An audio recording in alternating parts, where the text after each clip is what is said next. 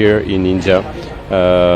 French Army have been invited, and we saw last year the Indian Army in Paris, in France. So they proved that they are part of a great army, and so that's why we are very proud to be here with them.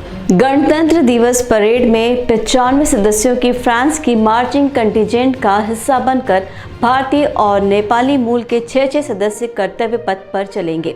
नई दिल्ली में media वालों से बातचीत करते हुए France के विदेशी legion के contingent commander captain Louis Noel ने कहा कि गणतंत्र दिवस परेड में भारतीय मूल के 6 सदस्य और नेपाली मूल के उतने ही सदस्य शामिल हो रहे हैं। ये हमारे लिए एक सम्मान और एक बड़ा अवसर है। हम 140 देशों के 9000 लोगों की एक समुदाय के सदस्य हैं। ये फ्रांस की सेना में एक अनूठा कोर है, एक बड़ा सम्मान है। नमस्कार, आप देख रहे हैं एयर न्यूज़। दिल्ली एरिया के उप परेड कमांडर और chief of staff major general Sumit Mehta ने कहा है कि ये छठी बार है जब एक फ्रांसीसी राष्ट्रपति को मुख्य अतिथि के रूप में आमंत्रित किया गया है और दूसरी बार है जब फ्रांस की सेना गणतंत्र दिवस परेड में भाग ले रही है। पिछली बार वो 2016 में भाग ले चुके थे। आपको बता दें कि इस बार फ्रांस के राष्ट्रपति इमैनुअल मैक्रों मुख्य अतिथि होंगे। इसके अलावा 26 जनवरी को दिल्ली के आसमान पर एक फ्रांसीसी रिफ्यूलिंग विमान के साथ 2 राफेल लड़ाकू विमान उड़ेंगे। Refueller multi role tanker transport MRTT विमान की ये क्षमता है कि वो एक साथ 2 विमानों को रिफ्यूल कर सकता है। फ्रांस की 33 सदस्यों की बैंड कंटिजेंट भी परेड में भाग ले रही है। इस पर फ्रांस के विदेशी लीजन ने एक अधिकारी कैप्टन लोएक अलेक्जेंडर ने कहा, हमारे लिए ये आमंत्रण बड़े सम्मान की बात है। हमने पिछले साल पेरिस के बास्टिल डे के जश्न के दौरान भारतीय सेना को देखा था तो उन्होंने साबित किया कि वो एक महान सेना का हिस्सा हैं और इसीलिए हम उनके साथ यहाँ पर आने पर गर्व महसूस कर रहे हैं।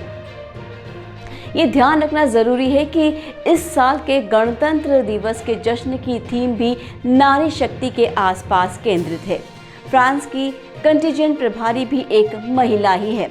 कर्नल एन लॉर मिशेल संपूर्ण प्रमुख हैं, लेकिन वो मार्चिंग नहीं करेंगी। वो मार्चिंग कंटिजेंट के साथ साथ वायुसेना की टीम की प्रभारी हैं।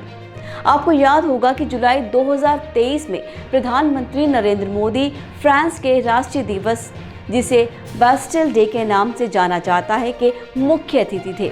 भारत और फ्रांस के बीच संबंधों का इतिहास बहुत पुराना और गहरा है। दोनों देशों ने विभिन्न क्षेत्रों में सहयोग और समझौते किए हैं, जैसे कि रक्षा, विज्ञान, शिक्षा, संस्कृति और पर्यावरण।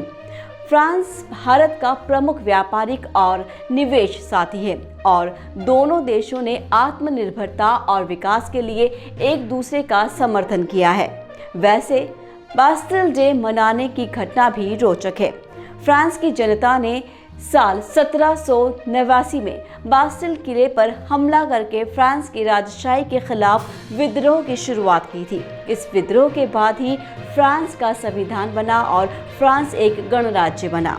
बास्टिल डे को फ्रांस में बड़े उत्साह के साथ मनाया जाता है, जिसमें सेना की परेड, संगीत और नृत्य जैसे कार्यक्रम होते हैं।